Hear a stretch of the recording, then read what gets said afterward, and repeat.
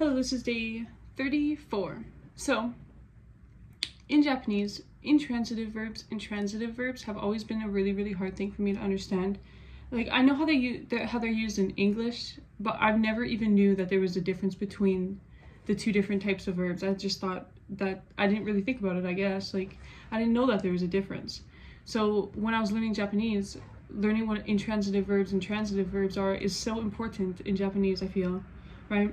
And like to this point in my life, I never knew when or how to use the verbs, but I asked the greatest teacher of all time to explain it to me, ChatGPT.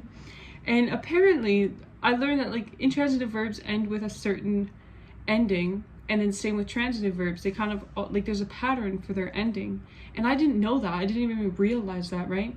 And like with intransitive verbs, you use a different particle and than when you use transitive verbs, right? But I didn't know that. Like, I knew the difference of the particles, but I didn't know that the intransitive verbs and the transitive verbs usually end with different, like that there's an actual pattern. Because when I was first learning intransitive and transitive verbs, there was no, like, to me, even like my teacher was like, there's not really much of a pattern here. But like when I asked ChatGPT, they were like, oh, it ends like this mostly and like this. Like, obviously there are some exceptions, but I had no idea. So it's like I never even thought about asking ChatGPT to help me explain certain concepts in Japanese before until like now. And I'm so glad that I did, because I feel like I'm definitely going to utilize it a lot more for understanding concepts that I don't understand or clarifying certain things, right? Because if I ask my teachers now how to use something or how I can do this, like what does this mean in Japanese, they'll reply in Japanese, right?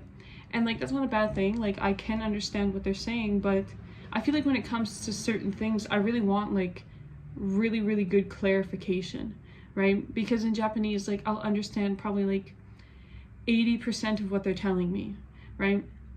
And like I feel like if I'm able to use like ChatGPT or something and it explains it to me, I can see it on paper and everything like that, or like on my screen, then I understand it more, right? So it's like I definitely don't condone using ChatGPT for like everything in your life, you know, but I definitely think that it makes it a lot easier to understand stuff, and it gives you clarification for a lot of things, and you can like have it explain things in more simple terms if you need it as well, which I'm very like happy and grateful for that we have the technology that we do now.